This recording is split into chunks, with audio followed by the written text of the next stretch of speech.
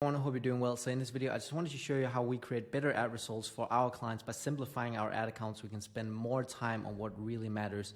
Now, if you don't know who I am, my name is Rasmus and I'm the owner of Minix, and we help struggling D2C brands add an extra 150 to 250K a month to their revenue with a performance-based approach, which means that we just take our percentage of whatever we bring our clients primarily, and in general just keeps ourselves accountable and tied up to the success of our clients.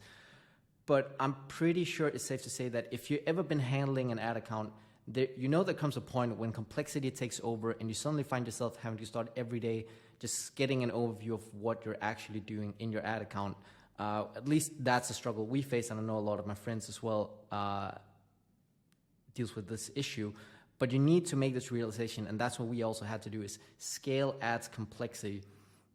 So scale in and of itself will automatically add a ton of complexity to everything, whether it's your business, an ad account, which is what we're talking about right now, or in general, anything else in life.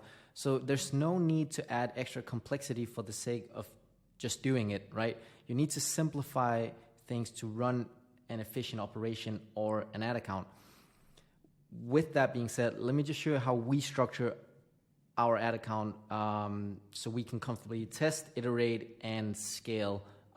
So instead of, sometimes for some clients, with very high spends, we could spend 30 minutes to an hour just, getting an overview of what is actually going on here. But when we kind of made this realization, and started restructuring how we actually approach ads, now we just spend 5 to 10 minutes having a look at how the results are, and then we can get right into work. So definitely a big time saver. So the whole setup is split into just 3 campaigns really that basically covers all your needs, which is, we call them phases, phase 1, 2, and 3. So phase 1 is where we do our creative testing and validation. Phase 2, we test and we find new audiences. And in phase 3, we scale. So before I dive into each section, I just want to say it's important you set up parameters, or you can also call them rules, for yourself to determine when an ad or an ad set is successful. So you need to find these KPIs for either ROAS or CPA, depending on how you best like to work, spend, and then purchases as well. So the spend is important because you can have an ad that spent $4, $2, but generated 1 sale and therefore has a super high ROAS. But in reality, there's really no data to back up that it's a winning ad, right? So you need to have at least like a minimum spend that can be anywhere from $100 to $500 for an ad, for example. And it needs to generate at least 3 purchases above a 3x ROAS, for example. That could be the rule set you set up for yourself. So whenever you have an ad that hits that rule set, you can then graduate, as we call it, into the next phase. But here's essentially how we structure our ad account. So phase 1 is what we call creative testing, and this is where we spend the majority of the time, because this is what really moves the needle in a business. It's the creatives. Like you can have the same audience, but switch in 2 different creatives, and one creative will perform at a 1x and the other creative will perform at a 5x. You can't really do that with the same creative, but then 2 different audiences. So creatives are what moves the needle here in 2022. So how you're going to approach this is you're going to find 3 to 5 previous well-performing audiences. So we just call this like the baseline, or the proven audiences. And what you're going to do in those is you're going to inject new untested creatives into all these audiences. And then so now we kind of say, okay, we have the proven audiences. So if you have an ad that performs well, we know this ad is proven to work, right? What you're going to do then is you're going to use CPO for your budget allocation, but instead of just letting Facebook taking all the reins on the budget, you're going to set up a minimum budget on each ad set that totals at least 50 to 80% of the total daily budget. And so whenever an ad performs above the parameters you put earlier, as we talked about right here, is then you can duplicate them into phase 2. So phase 2 is audience testing. And here we're just trying to pair up what ad works with what audience. So when you have 2 to 3 proven ads, you can create phase 2. You can't just go in with one ad. You need a little bit to let Facebook do its job properly. But here you launch 2 to 5 new audiences that you haven't tested before. So it's not going to be the proven audiences you have up here. And then you're going to use the same CBO budget setup as in phase 2. And so whenever you have an ad that performs above your KPIs within that specific ad set, you can move that whole ad set with that ad into phase 3, which is where we scale.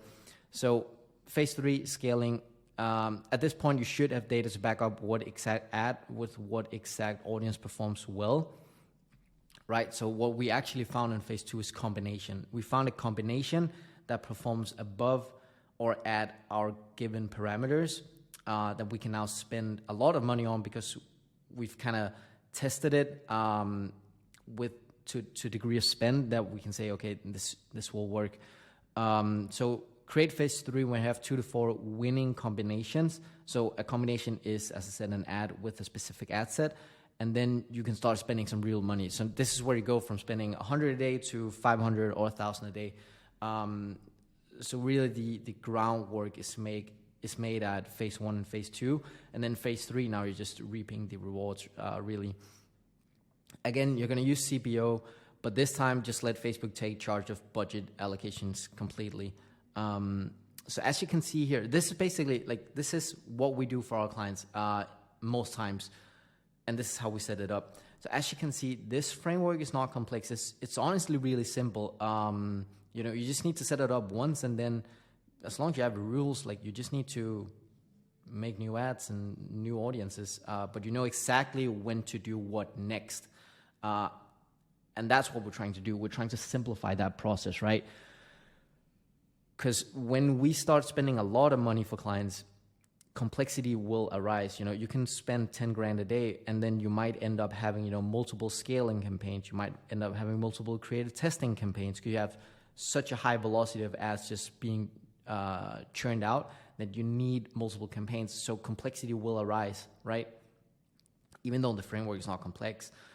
So having it as simple as possible, this allows us specifically to just spend our time outside the ad account itself, which is where the majority of the gains are really made.